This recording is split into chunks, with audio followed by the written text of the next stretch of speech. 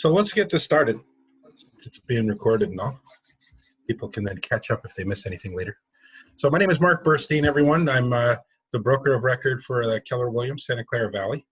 And just wanted to touch base with our lovely agents and give some education regarding the purchase agreements that we're all using. I know that our offices are big buyers' offices, so we do a lot of work with these purchase contracts for representing buyers. So it's a good thing to know what's available, what contracts are available for us to use, and the differences between the contracts. So the two main contracts that are in the areas that we work are the car contract and the car contract. They're prevalent throughout California. Most areas of California are going to work with the CAR contract.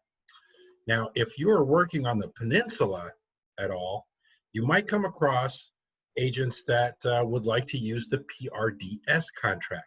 The PRDS contract is mostly based for agents that are part of SAMCAR, the San Mateo Association of Realtors, and Silvar, the Silicon Valley Association of Realtors. So if you look at listings sometimes in the Cupertino to San Mateo areas, they may have requirements for PRDS contracts. Now, in your practice, you know, at our office, you're free to use whichever contract you feel most comfortable with. And if you'd like to specify one versus the other, if you're a listing agent, feel free to do that. But you should know the differences between the two, because even if you specify, you still might get a contract on the other offer form. Because as we know, not everyone reads everything diligently in our industry. Hopefully they do, but not always, right? So CAR versus PRDS. We'll talk about some best practices as well, because there are some differences when it comes to different types of property purchases. You're purchasing income properties, or one thing that we are seeing, or I'm seeing a lot of with our inventory today, is probates. I know inventory is tight because we have an awesome place to live. Nobody wants to leave. So unfortunately, you know, some people go involuntarily, or it's their time. And then their properties are transferred by their heirs and a lot of times sold. So I've seen on the market a lot of probate listings. So it's good to understand that process a little bit. So we'll review that in the contract, what we need to do, what we do with both CAR and PRDS. And we'll go through some question and answers. Now, as we're going through, if you guys have questions, feel free to do a hand raise or do a chat, and we'll pause and address. I don't think we have a huge number of participants, so it's not going to be overwhelming. So actually, you guys can feel free just to unmute yourselves and talk. I think we have, 5 or 6 participants on the call, so we should be good with that. All right. So the CAR forms, like I said, they're prevalent throughout California. They're mostly used in Santa Clara, Santa Cruz, and Alameda counties. And the PRDS is mostly used in the San Mateo and Northern California counties. Northern Santa Clara County. Now, the biggest difference between the CAR forms and the PRDS forms is the agencies and addendums. When you're putting the forms together, on the CAR form, the agency disclosure and the buyer inspection advisory, those things are all part of that initial contract. Maybe a market conditions advisory as well. With the PRDS, it's not. When you open up a PRDS purchase agreement, you just get the purchase agreement. So you have to be sure to recognize that and add the appropriate forms for agency and disclosure. The other difference, big difference, is the as-is nature of the contracts. The CAR contract by nature is as is. That's why it's a little not comical, but it's interesting when I see sometimes in the CAR contracts, people will write that. This is as is. You don't have to write that in the CAR contract. The CAR contract by itself, by nature, if you don't write anything, is an as-is contract. The PRDS contract, on the other hand, if you don't have a specific as-is addendum, it's not an as-is contract. And it does have some repair requests or repairs as part of the agreement. And they're significant. So it's important that we understand those. We'll get into those in a little bit. Also a difference is who can make repairs with regards to the contracts. With a CAR contract, the owner can make the repairs himself. He can hire a handyman. He can ask his neighbor to come over and do the punch list if they're able. And they'll verify that it's, certify that they've completed it. The buyer will then have to review and make sure that everything was done. With the PRDS contract, that does not fly. PRDS contracts have clauses requiring that the repairs be completed by a licensed contractor. So it's a big difference between the two. Repairs are being performed by licensed contractors versus anyone, okay? And then also cancellation rights. There are differences with regards to people's ability to cancel those contracts. With a car contract being an as-is nature, pretty much if there are contingencies in the contract, the buyer can back out for any reason, and the seller pretty much has no recourse. They must let them out of the contract and refund their deposit. With a PRDS contract, that is not necessarily the case. So you have to understand, if your client wants out of the contract, you have to do it the proper way. Otherwise, they could get stuck, and even though they have a contingency for property condition, the deposit may still be on the line. Why? Because with a PRDS contract, the seller can agree to satisfy the buyer's repair request and therefore overcome the property condition contingency. Okay, it's very important to understand that if you are working with a PRDS contract and there's an inspection says, oh, the foundation has major damage, it's going to cost $20,000 to repair.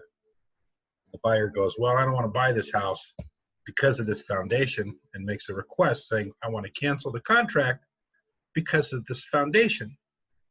And the seller goes, well, is this the only reason you're not going to buy the house? And the buyer goes, yeah, it's the only reason. The seller goes, well, good news. I'll fix your foundation. Please buy the house.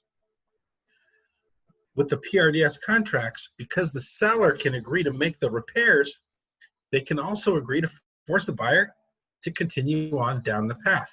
Now, can the buyer still not buy the house? Sure. No one's going to force them to put money into the escrow to complete the purchase. But what they do is risk their deposit. So does the deposit automatically come back to the buyer with a PRDS contract when they make a repair request? No, it's not automatic. So it's important that you explain that to your clients when you're strategizing your offer strategies. Now let's talk about the PRDS contract a little bit. I'm going to change my screen share so we can see the contract. Last time we did talk about car contract more.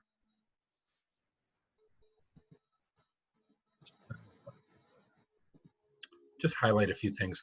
I'm not going to go over this thing word for word like we did the car contract, but I do want to just highlight a few things so you can see that in the contract where those things are, so you can be aware of them if you do receive a PRDS contract on one of your listings. If you don't specify it on the MLS, now your listing could be in the middle of San Jose, and the buyer's agent could be from San Mateo, and they could present you with this PRDS purchase contract. So it's important to know just a few things, those things that I mentioned, and where they are in this contract. Now, in general, the contracts are fairly similar, right? You're going to identify the agency in the beginning, the agency confirmation. Now, this does not substitute the proper agency disclosure form. The agency disclosure form must still be between buyer and selling agent, and buyer, listing agent, seller, and listing agent. So we still have to have those forms in the file. Okay, but here you're going to have the agency confirmations. We'll have our financing terms with regards to the deposits, additional deposits, down payments, loans, or whatnot, and other financing types, and the purchase price. Right, we have our obligations for the loans and financing contingencies. They're specified here. And in the PRDS contract, I'm just going to scroll down here a little bit. They have a very convenient area for contingencies in paragraph 8. They put them all in one place. So you get your financing contingency, appraisal, property condition. It's all in one spot, so you don't have to look in different places for the contingencies on this contract. So you advise on the different number of days. Okay, with PRDS, and actually with both contracts, by law, they're both active contingency removals. And what that means is that contingencies must be removed with a written instrument.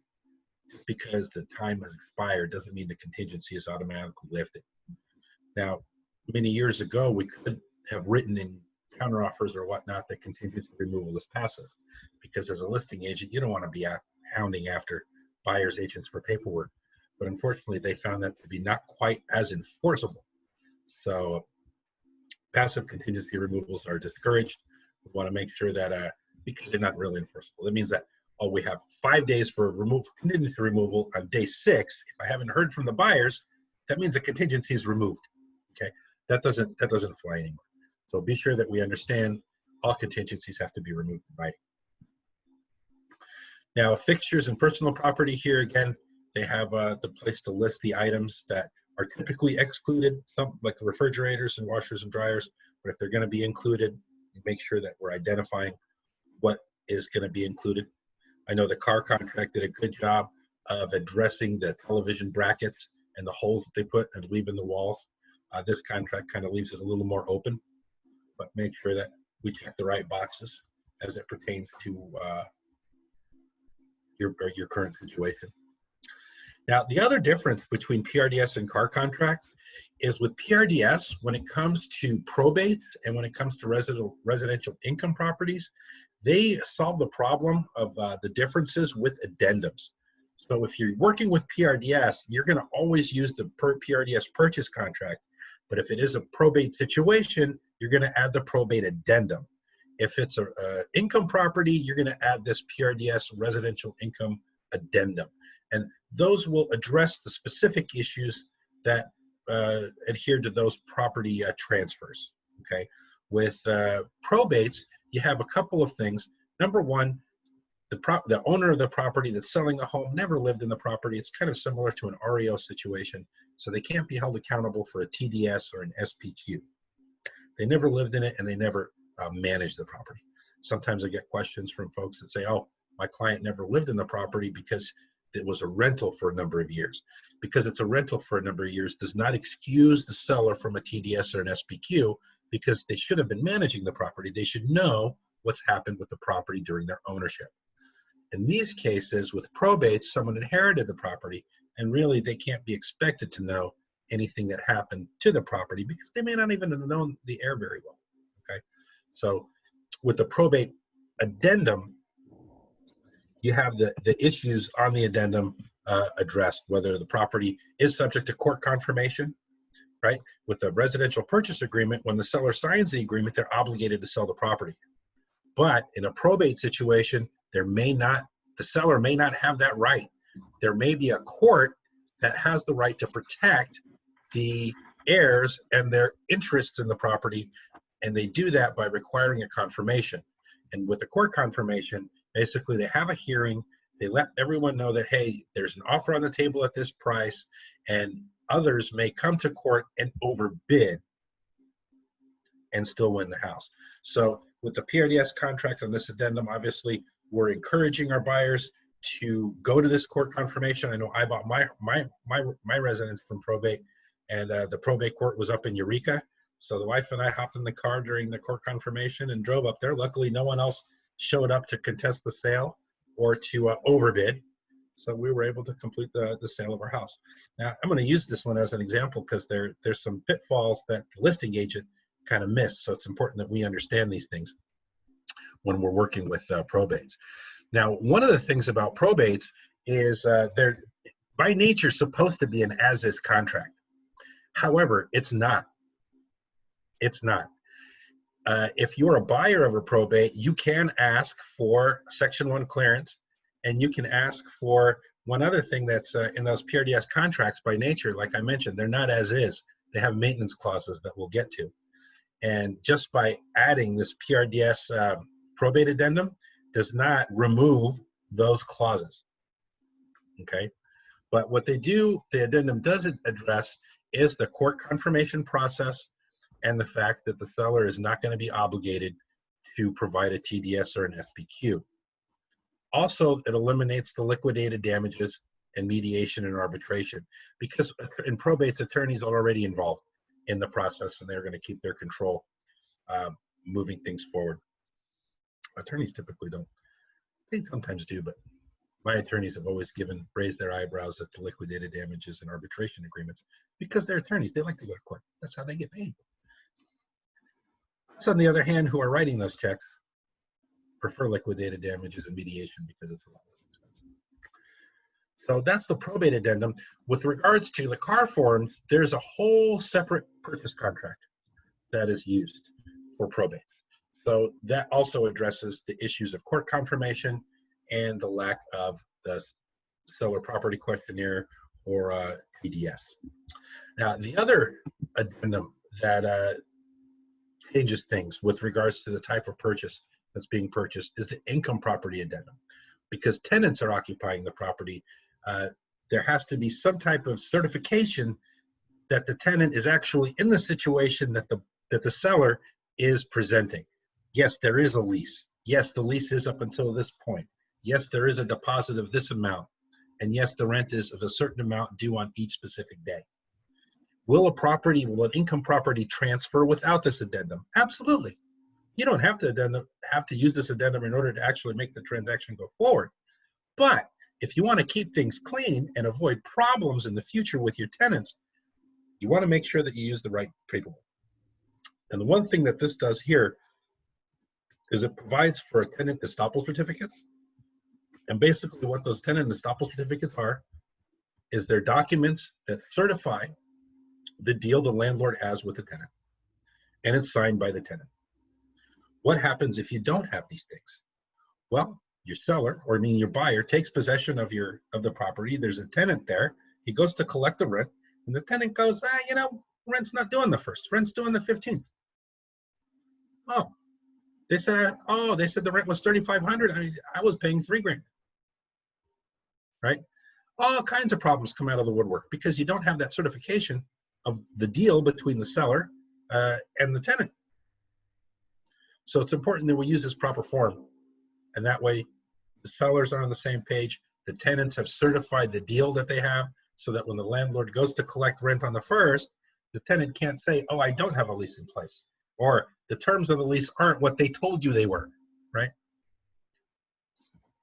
This way your buyers are protected when they're taking possession of properties. And these are to be used for all duplex to fourplexes. And if you happen to have a property that is tenant occupied, that may be a single family residence.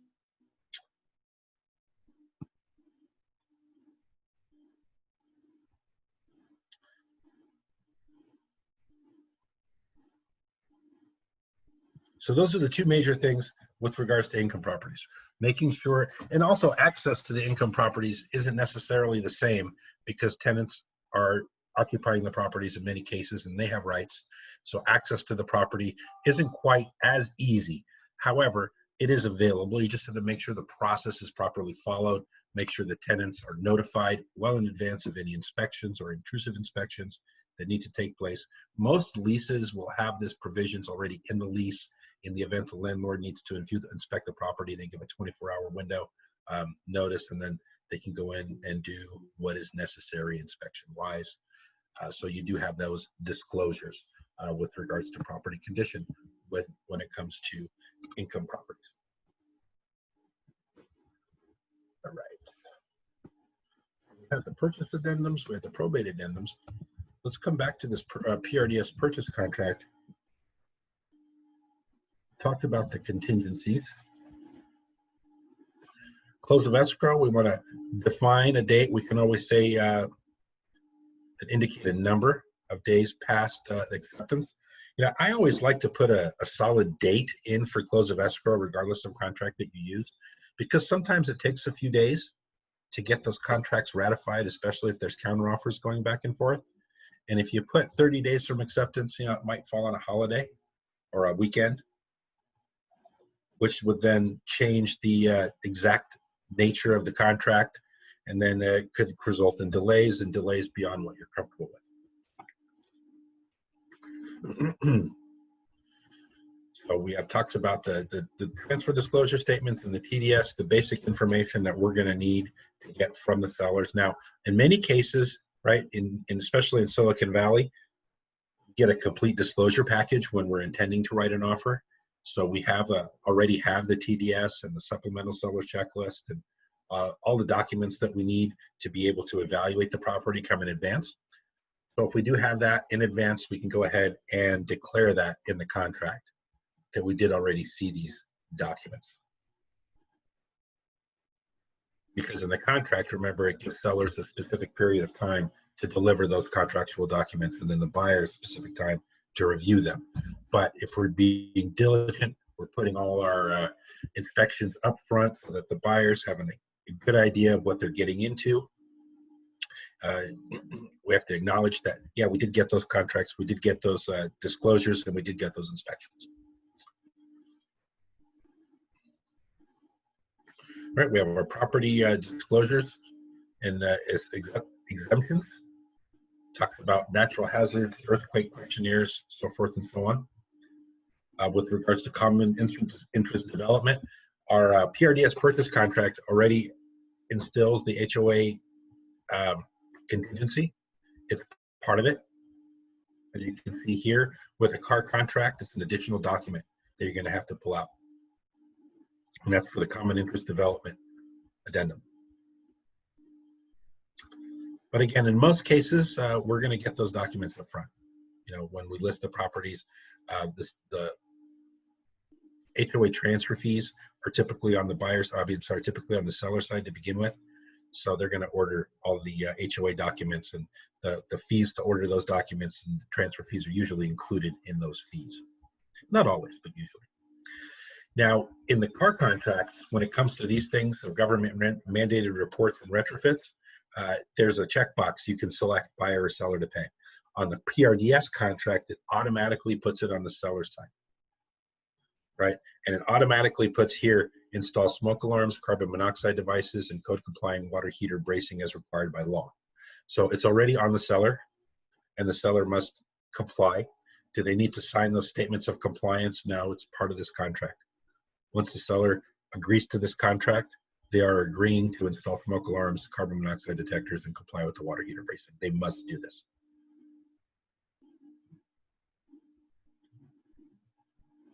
It's very important that we have these devices in the homes when they transfer. Sometimes these devices, especially carbon monoxide the devices, I've seen them be kind of temporary where we can quickly pull them in and pull them out. I heard a horror story the other day of an agent actually removing the device. They said, oh, I just brought this in there for the inspection. Yeah, absolutely do not do that. That's a big, big, big, big no-no. It's a $25 device. If you're going to provide that for your seller, you leave it behind. If you take it with you and they have a gas leak and someone, God forbid, something bad happens to someone in that house, you are liable and your career is over. I like selling houses. I don't want my career to be over. So make sure that we have our devices in play. And if we're representing the seller, make sure that they have those devices that are in compliance. Okay. One of the other big differences between these contracts is maintenance and repairs. The PRDS purchase contract already has, by default, a provision in order to provide a Section 1 termite clearance. If you're a seller and you accept the PRDS contract, you're without an as-is addendum, you're agreeing to a Section 1 termite clearance, among other things that we'll get to. All right. When it comes to documentation, the title and the preliminary report to specify who the title and escrow company is going to be. And then Section 20 is the optional as-is provision. And this is one of the most important parts of this contract. So if you're a listing agent, you want to make sure that you get to this section and make sure that it's fully understood. All right, did they check the box for an as-is provision? If they did, there's an additional addendum called the as-is addendum that needs to be part of this contract on top of the purchase contract. And basically what that addendum does is it removes the following two paragraphs from this contract.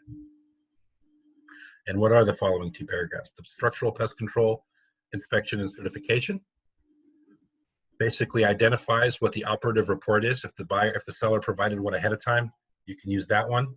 If it's not provided ahead of time, you can use a different one. If the buyer is going to take a different approach, you can specify that here if they're going to use a different termite and have an additional inspection.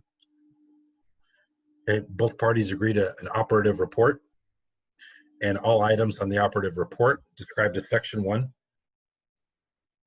must be repaired by the seller. Okay.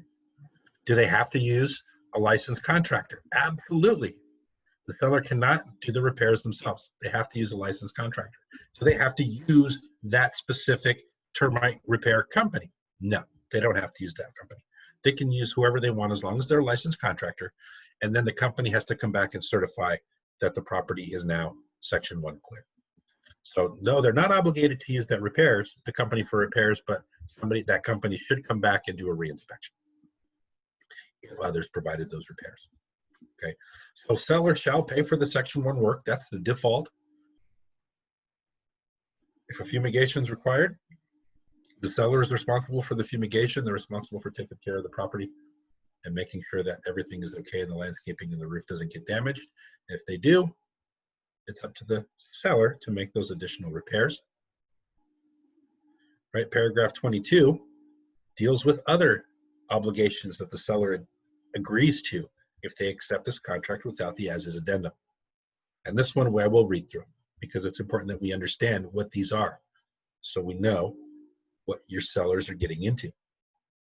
All right, so the seller shall deliver the property at close of escrow in the following condition. Roof and skylights, not including gutters, shall be free of leaks. So the roof can't be leaky. Built-in appliances, plumbing, heating, air conditioning, electrical, solar, landscaping, sprinklers, sewer, septic, and pool spa systems, if any, shall be operable. And operable shall mean that the appliance or system meets its basic intended function, but may not operate as if due, or may not satisfy current building codes. So it means the systems have to work. Do they have to work like new, perfect new? No, but they have to function. Plumbing systems, shower pans, and shower enclosures shall be free of leaks. Chimneys and fireplaces, including dampers, shall be operative and free of structural defects. All broken or cracked glass, excluding seal failure of multi-pane windows and skylights, shall be replaced by seller. That's new. They used to have the sealed failures had to be replaced. Now they kind of took those out. What happens if you accept a PRDS purchase contract without having seen inspections or having a property properly inspected ahead of time? Well, you're opening your seller for major problems. Big advice number one, guys, never accept repairs that have an unknown dollar amount attached to them, right? Here in the contract, it says the seller is obligated to make those repairs, but it doesn't limit the cost of these repairs. I had a situation many years ago, where I represented the buyer and we used a PRDS purchase contract. The seller was a frugal man, didn't properly maintain his property, and did not provide professional inspections up front. What he did do was accept my PRDS purchase contract. Then I had the property inspected. And he came back with some almost $60,000 in Section 1 termite damage. I believe it was like 45 in Section 1 damage, and then there was leaks, the roof was leaking, there was a myriad of issues. And had they provided that up front and did a diligent job anyway, my buyer may have had to eat those conditions. But since the seller accepted our PRDS contract, well, they already had agreed to repair all these items. And that's a significant list. It was about 60 grand worth of repairs. A lot of that had to do with outdoor decks.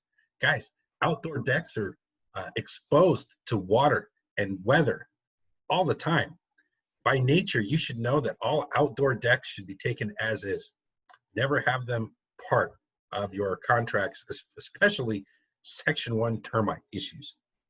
Okay, so a majority of that portion of those repairs were exterior decks, and termite companies don't want to build new decks, so they charge $25,000 on the report. Well, can you get a deck built for much less? Yes, you absolutely can. But nevertheless, that agent exposed his client to about $50,000, $60,000, which is not insignificant. It was almost 10% of the purchase price of the house. The guy's upset. We have a meeting of the minds to try to negotiate these repairs.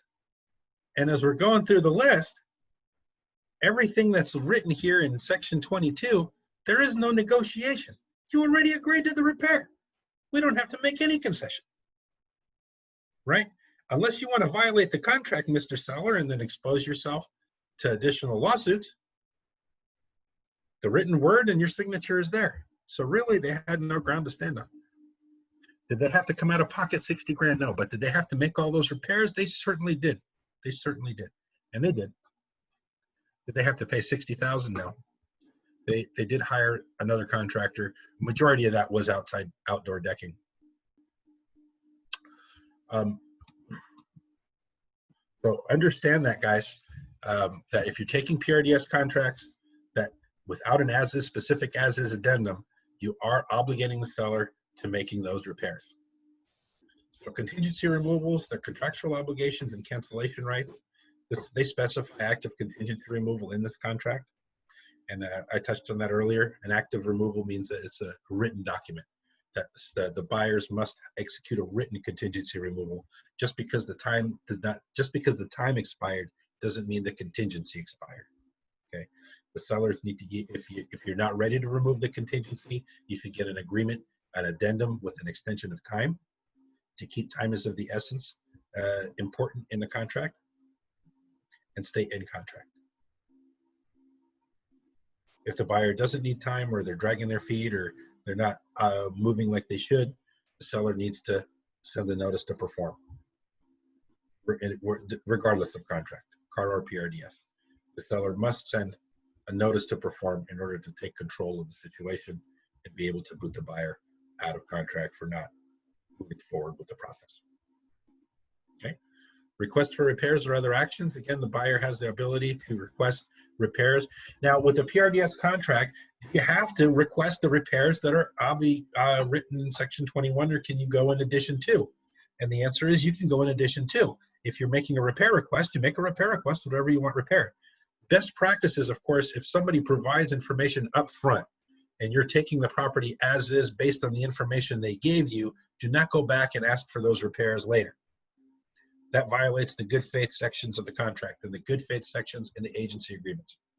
Right? When you're operating in good faith, means you've seen these documents, you've acknowledged that you've seen them by acknowledging that you've received them when you're submitting your offer.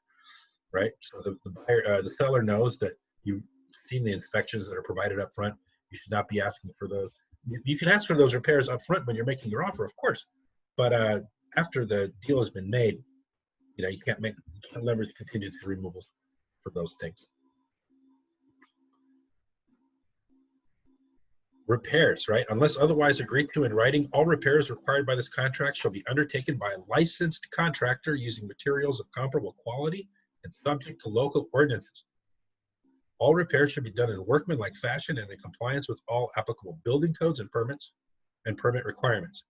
Now, this is unique to the PRDS contract. The CAR contract does not have this verbiage. So with a CAR contract, the seller can do the repairs himself. With the PRDS, they cannot. Seller has to maintain the property during escrow, regardless of as is or not as is, right? If the grass is green when the deal is made, the seller must continue watering the lawn to ensure delivery of a green grass at the close of escrow. That's one of the big things I know in drought years.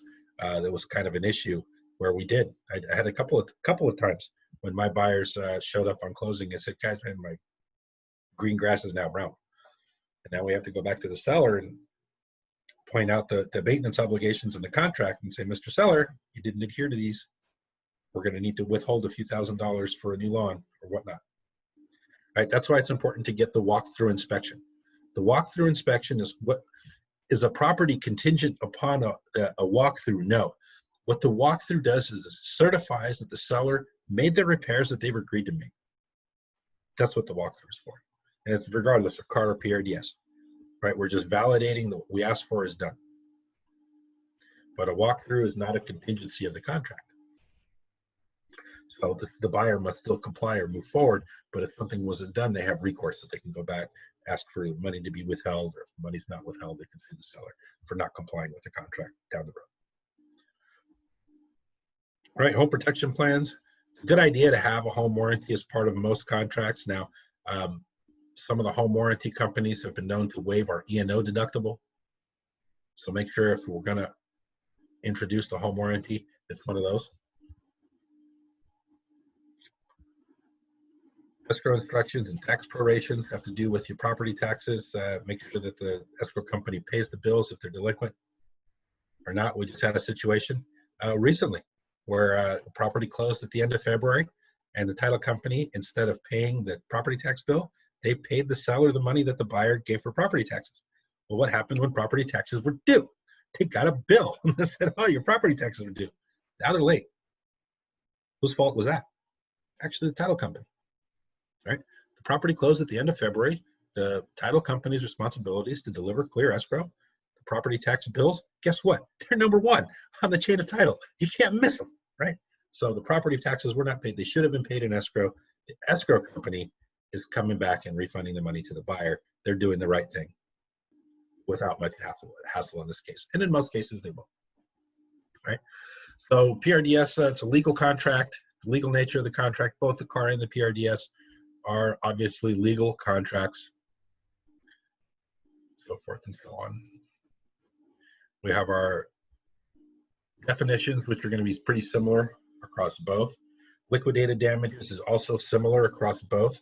What is liquidated damages? Liquidated damages is important. And basically it limits the seller's recourse in the event of buyer default to the deposit amount. So whatever the deposit's there, up to 3% of the purchase price can go to the seller in the event the buyer defaults. And that's it. It limits it to that. Even though the seller may have damages above and beyond, that's the most they can go after. If your buyer does not agree to liquidated damages, then whatever they put as a deposit is not the limit. If the seller feels that they are damaged beyond those limits for taking the property off the market, what if the market's in decline? And they accepted an offer at X price, and the buyer dragged their feet, didn't close for 60 days, right? Now the market's changed. Now the property is worth maybe $150,000 less. Whose fault is it that the seller lost? Well, they took this contract that the buyer gave. The buyer didn't perform. They violated the contract. We lose because we worked with you. It's your fault. With liquidated damages, they're limited to the deposit amount up to 3%. Without liquidated damages, there's no limit. So as a buyer, it's a good idea to make sure liquidated damages is part of the contract. It protects them, right? And then dispute resolution, we want mediation is much less expensive. Arbitration mediation is much less expensive than a trial. My attorney clients like to go to trial because that's what they get paid. But everyone except for lawyers doesn't like to waste money on legal fees. So we want to make sure that the mediation sections are there. And then the final signature is to make sure that the buyer has the right to make the offer that they're making for the group that they're making it, their information. The broker's fees are addressed in this contract. They're addressed in both contracts. They default to what is on the MLS. If we're buying a house, by the way, and the property is not on the MLS, guys, if you want to make sure you get paid, make sure you have a commission agreement in the contract. Obviously, we're going to call the listing agent and we're making our deal. We want to make sure that there is buyer agent compensation for off-market deals. But don't assume anything, ever. If you're going after an off-market deal and you're making a purchase contract, there is no guarantee that you will get paid unless you make that agreement. So make sure that you have the right paperwork and get the commissions agreed to for those off-market properties. If they're on market, then you have the advertisement from the MLS printout as your backup or justification for your compensation. And then best practices, guys, if you're a listing agent, it's always a good idea to have the non-acceptance if the clients decide not to counter or work with an offer. If you get multiple offers, they choose a different one. It's good practice to have the non-acceptance signed by the seller and then returned to the buyer's agent. Number one, it verifies 100% that the listing agent's offer was presented. There's no questions. Otherwise, sometimes people get their feelings hurt, right? If they lose out in multiple offers, oh, my offer wasn't presented. They must have not presented it because it was so great, right? We always make the best offers, right? So this way, now it's certified, hey, Mr. Buyer, we presented your offer. Unfortunately, the seller went a different direction. And then there's no question. So again, a couple of variations, right? If we're working with tenant occupied properties, we want to use our, with the car forms, we have a totally different contract. Right, with car forms, there's our car forms.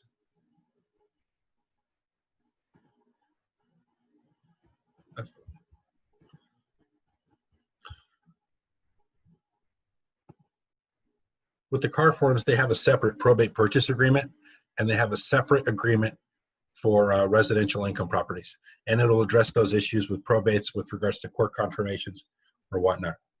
Now, just because a property is in probate doesn't mean that it's an as-is, because both CAR and PRDS have the ability for the buyer to request repairs. Is it good form? No. If you're a listing agent, should you accept anything other than an as-is? No, you shouldn't. But you have to understand that nothing is a given. You have to make sure that everything is documented in writing. Like I mentioned, when I bought my home, it was a probate. I used the PRDS purchase contract. I used the probate addendum. But nowhere did it specify that the property is as is. It has a Section 1 clearance, specifically requested. And the biggest mistake the listing agents made, number one, they accepted the contract without having termite inspections ahead of time. So they exposed their seller, just similar to the other story that I shared. They exposed their seller to unknown costs. This is a great way to lose your relationship with the seller, guys. Right? If they didn't do their inspections up front, and sometimes they don't, you should never accept an offer that requires the seller to make repairs to dollar amounts that are unknown, because they can get stuck with a big bill. In our case, again, it was the outdoor deck, right? It's a tri-level TJ Martin home. There's an outdoor deck that goes off the kitchen. There's a door there. If you open the door and step outside, you will fall 4 feet and break an ankle.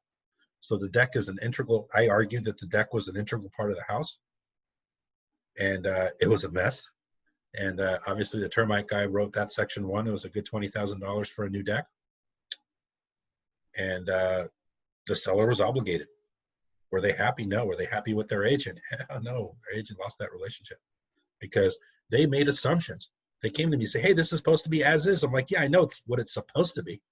But what it is what's written on the contract. And because it's a probate contract and it says Section 1 clearance and it has your signature. Gee, I guess it's not as is. So even though, what's funny is in the MLS listing, it said, oh, right, make your as-is offer. Just because you put it in the MLS listing that you would like an as-is offer doesn't necessarily mean that what's going to come across the email or the offer presentation is going to be an as-is offer, right? So you still have to read and make sure that if you're dealing with PRDS, that you have that as-is agreement. Now, is it okay to ask for certain things? Obviously, in competitive situations, right, the first things that go away are buyer requests for repairs or any types of headaches or contingencies for that matter to begin with, right? But if we don't have those situations and repairs are in play, it's important to understand that you can acknowledge that, okay, we're going to have these inspections, but by no way am I ever going to expose my seller to unknown costs. So you can always have a clause in your counteroffer to say seller repairs to be limited to $2,000 or $3,000 or a specific dollar amount. And then you can renegotiate that later once you get the inspection and you know what they're going to be, right?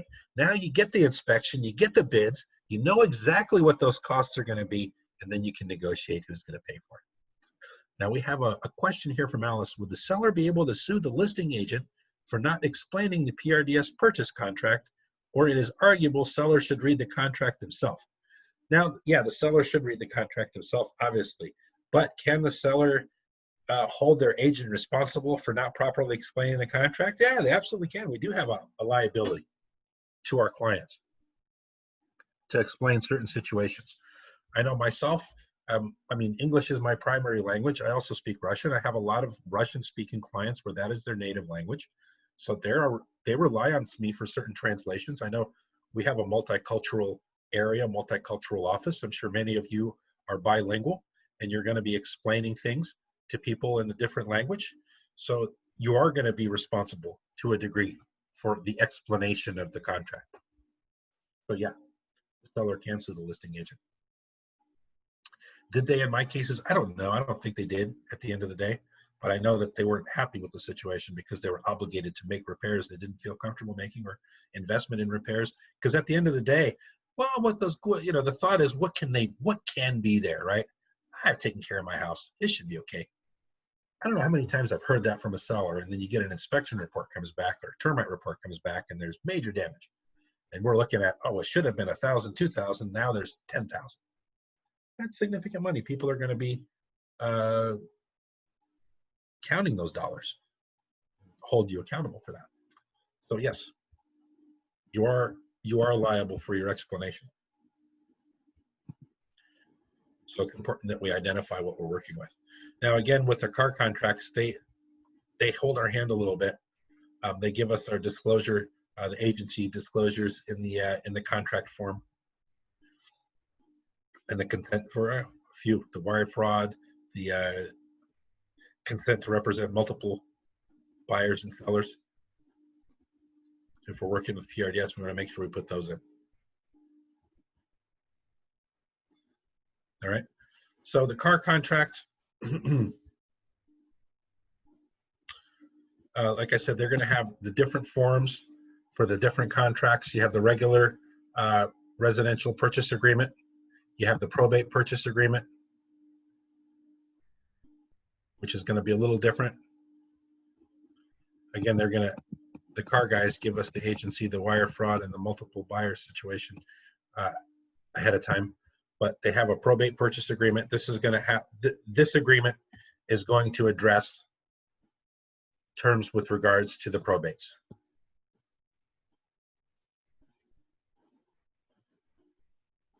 All right, we still have similar contingencies for, we can have contingencies for property condition. We have contingencies for loans.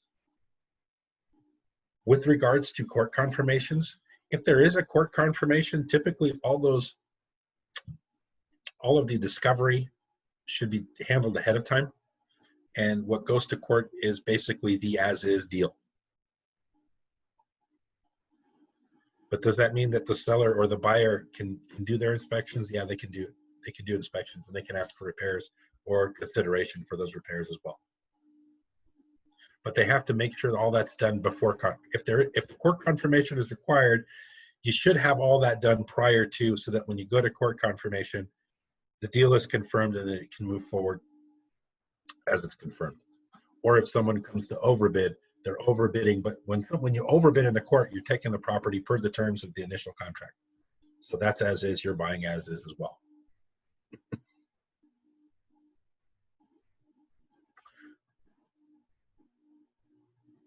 So even with probates, you still have the ability to inspect. You can even ask the seller to pay for the reports if you don't want to pay for them. Right, the government requirement and retrofit. Here, the same on the purchase contracts across the boards for the car. You can select who pays for those. With the PRDS, it defaults to the seller. If you leave it blank in the car contract, it's up in the air. Having those carbon monoxide and smoke alarms may be necessary for a condition of the loan. And if you did not specify for the seller to pay, Mr. Buyer, guess who's putting in the smoke detector and the carbon monoxide detector for that appraisal? The buyers. Yeah, you can always argue for the seller too, right? At the end of the day, they want their money, they want the deal to be closed.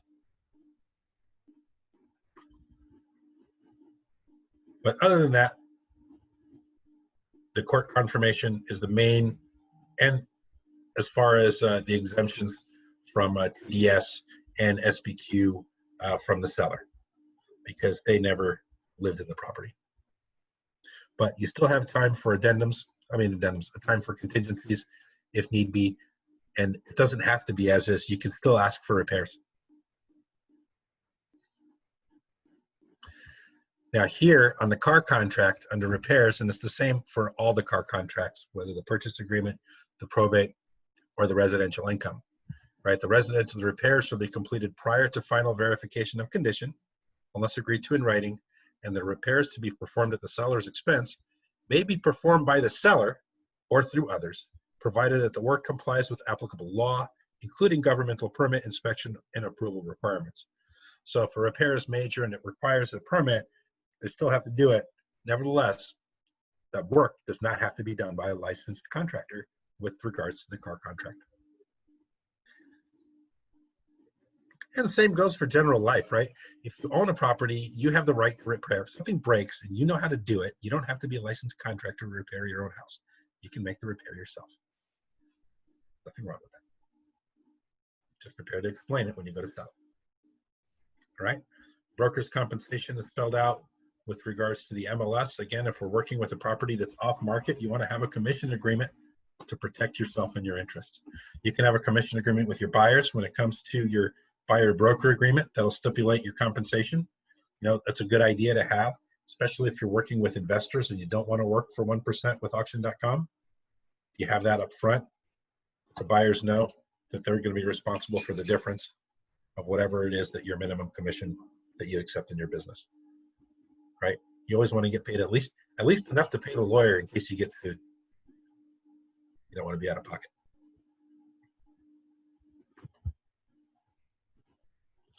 Do you guys have any questions? Pretty much up on our hour.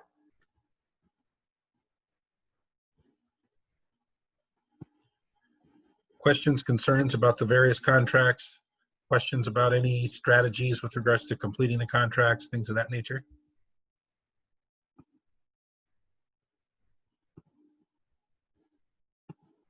Is everybody asleep? Maybe everyone's asleep. I hope not. Hope not. All right. So best practices, guys, you want to make sure that we're using the correct contract with regards to our situation. Make sure that things are properly explained to our clients, depending on the situation that they're in. And the number one thing too is protect your clients from unknown costs. If you're a listing agent and you didn't have those inspections up front and the buyers are asking for a termite clearance, and you want to counter that out, right? You can counter out PRDS purchase offer with an as-is addendum and say, hey, buyer to purchase as is. And all that means is we're not obligating. All that really means is we're not obligating our sellers to make repairs at this time. If the buyer goes through and they have a nice long list of items that they've discovered through their inspections, it's their right to ask for those repairs. It's the seller's right to either accept it and move forward or deny that request. But they can only deny the request if they're not obligated to those repairs in the first place. So make sure you're comfortable with those contracts and knowing if it's a PRDS contract without an as-is addendum, there's going to be maintenance clauses.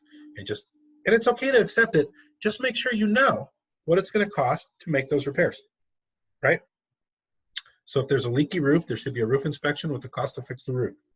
If the appliances don't work, invite an appliance repairman to understand what the cost is to repair or replace those appliances. If you have plumbing leak, all those deficiencies that might come to play before you obligate our sellers or our buyers to making those repairs. That's the easiest way to stay out of trouble.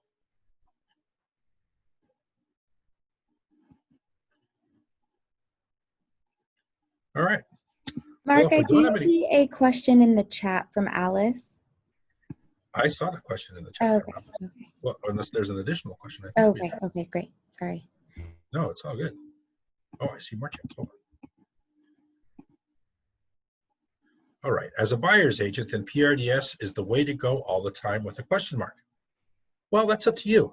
It's not necessarily the way to go all the time. As a buyer's agent, if you don't, well, the drawback to the PRDS contract as a buyer's agent is in the event that you do want to cancel the agreement, the seller can force the buyer to not cancel the agreement with the PRDS contract. So you have to understand that, right? If the buyer says, well, we want to use the PRDS contract for these maintenance clauses, and they have an inspection and they find something beyond those maintenance clauses, like, oh, the foundation is broken, or the roof is leaking, or the deck, which looks great, and you're stepping on it, it looks awesome, but then underneath it's all rotten, right? And that's going to be a major expense. So you don't want to obligate yourself, you don't want to obligate those repairs without knowing what those costs are. Once you have those inspections and you know those hard costs, then you can. So PRDS forms, where do we find the PRDS forms? Well, if you're a member of Silvar or Samcar, you're going to get you have access to the PRDS forms through the Realtor portal. Similar to how you go to car.org to get the access to zip forms and the WIN forms through for the car contracts. And here we have, it says some South and East Bay listing agents will not accept PRDS. And this is also true. And it's good practice. If you're not comfortable with the contract and you don't understand the contract, it's a good idea not to work with those contracts. So if you are, very car heavy in your own practice and you're not comfortable with the PRDS contract, and someone gives you a PRDS contract at an offer, you may want to counter them and ask for them to come back with a car contract. You can even fill out a car contract for those terms and send it back.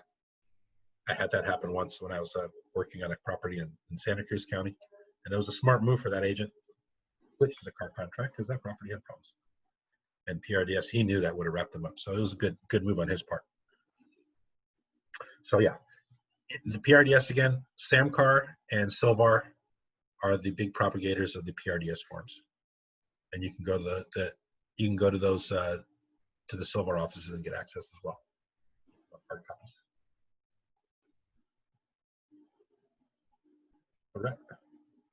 Any other questions, concerns? If not, then we're good to go, guys. Hey, Mark. Hey, Mark. Really quickly, I see another one from Maureen. What if we are members of Bridge? Bridge, I believe, is a commercial. So no. Commercial. No. That's Maureen, just please. Bridge is huge. It goes all the way from Sonoma down to Monterey, and it has San Diego. And TAM at one point was going to change to Bridge. It's very big. It's just a different MLS. Okay.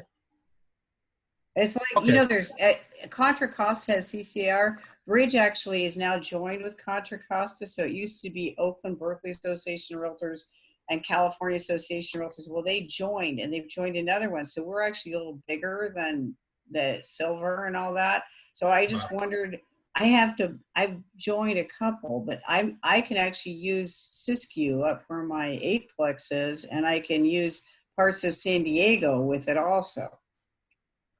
So I just wondered if at some point they may change them. I asked them about San Luis Obispo. It skips spots.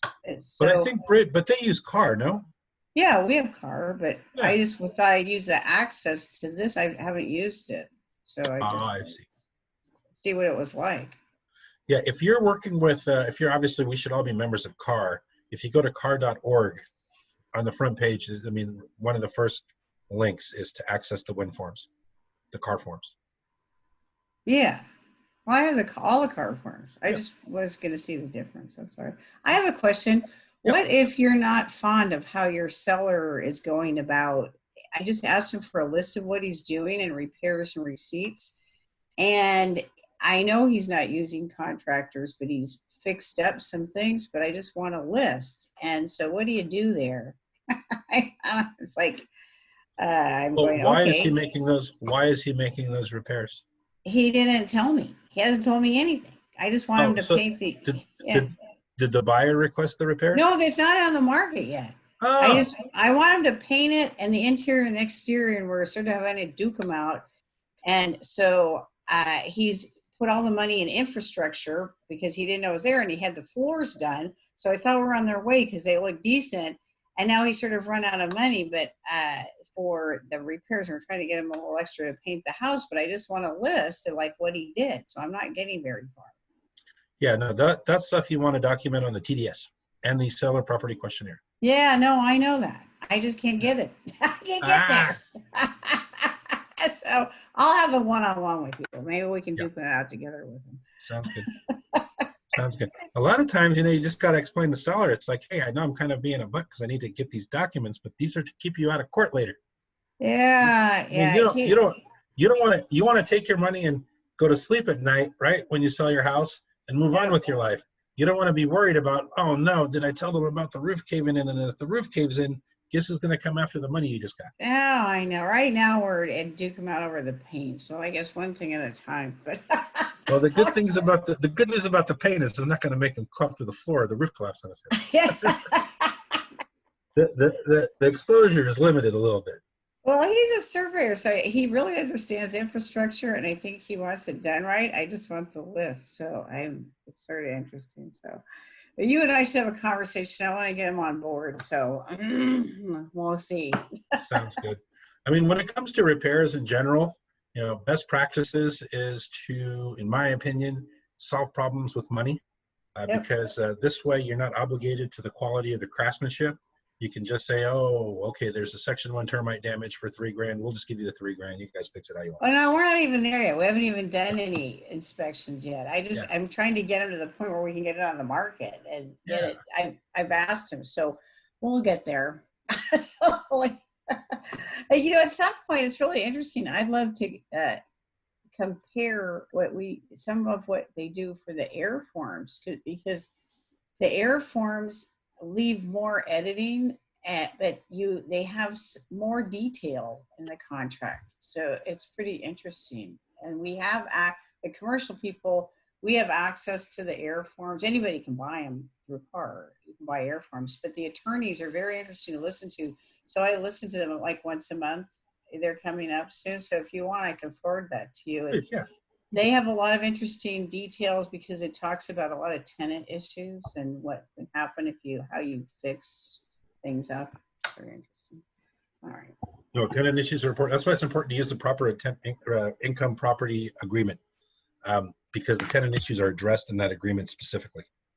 You know, with regards to estoppels, with regards to, because it's important to understand, well, what happens to the deposit? Is there a deposit? Yep. The seller have the deposit. I know I was working with short sales, and there was a short sale situation of a fourplex property, and the seller didn't want to pass on the deposits. What do you mean you don't want to pass on the deposits? It's not your money. They're like, but it's a short sale. We're not right. The deposit's not your money. You're stealing this money from your tenants by not transferring it over. Do you understand what theft is? Do you understand the consequences of grand? This is $5,000. It's grand theft. Once they didn't realize, you know, some you know, the short sales, right? The seller's not coming out with any money, so they think that, you know, they may not be obligated to pay. But if you're a landlord, the deposit is not it's not your money. It's the buyer, it's the tenant's money. So you can't say, oh, it's a short sale, we don't have any money to give you for deposits. You have to give the deposits. So it's important. And these things, if you have them, and those things are addressed appropriately in the appropriate, you know, with PRDS, they have the addendum. And with the CAR, you want to use the proper income property purchase contract, because it'll address those issues and make sure that you're not stuck holding the bag. Because if you miss these things, you know, they're going to come back to you. You know, your buyer is going to come back to you and say, hey, my tenants aren't paying me rent, man. What's going on?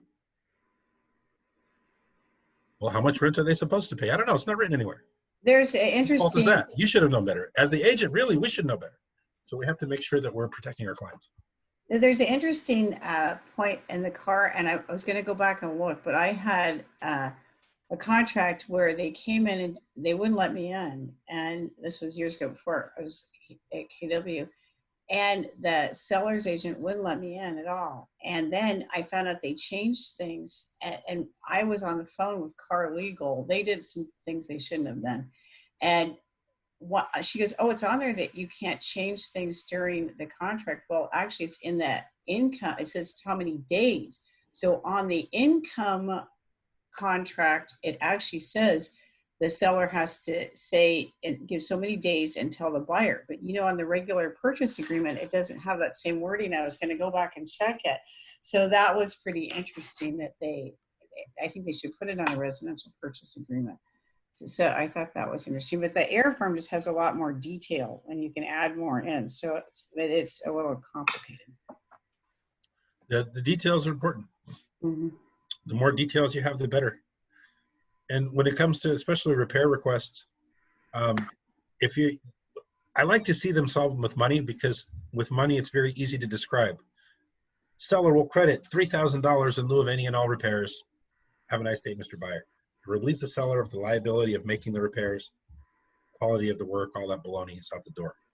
But buyers got money, they do it how they want, right? If you don't, then you open yourself up to those liabilities of the workmanship. If you agree to make the repairs. Hi, Mark, I have a quick question. Yes, Melissa. Say you have a listing and you're preparing it to go on market, and the seller's making repairs themselves without a contractor, or a licensed contractor, and the offer comes in on the PRDS form. And how does, is the repairs that have to be done by a licensed contractor only once you're in contract, or did those repairs get called into? Yeah, no, it's just moving forward. Repairs are moving forward. Okay, great. So if during the prep, you're not on the market. The homeowner can do things to their liking, the way that they see fit to their house, and then it's up to the buyer to accept it or not. Great, thank you. But if they submit a PRDS contract, it's any further repairs. So if they submit the PRDS contract, they have an inspection, the inspector calls out those issues with regards to the items that were listed in the contract. Those, if it's not as is, the seller's obligated now to make those repairs with a licensed contractor. Got it.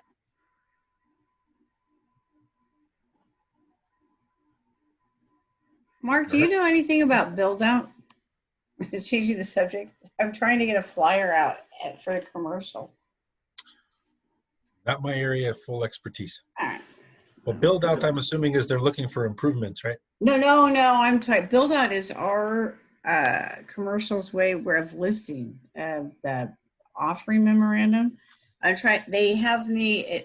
What's another conversation? They have me mixed up in a different location. So, I got you. Well, yeah, it's okay. All right. So yeah, with those repair requests again, yeah, make sure that the cost of the items you're obligating your clients to are known. Very important in that respect. And if you can't overcome with a dollar amount, make sure that you're very descriptive in the repairs that you'd like to have completed, like very descriptive. I've seen instances where someone will put something like seller to install AC prior to close of escrow, and they just put that. What does that mean? I bet you it means differently to the buyer than it means to the seller. Then what does that mean when it comes to a dispute resolution? Right, the judge is going to say, what does it say here? Seller to install an AC. Seller, did you install an AC? Sure did. What'd you do? I went to Walmart, picked up an AC, threw it in the living room. Boom, it's installed, turn it on, it works. Is that what the buyer had in mind? Probably not. Is that what is written on the contract? Yep. Did the seller fulfill their obligations? Yep.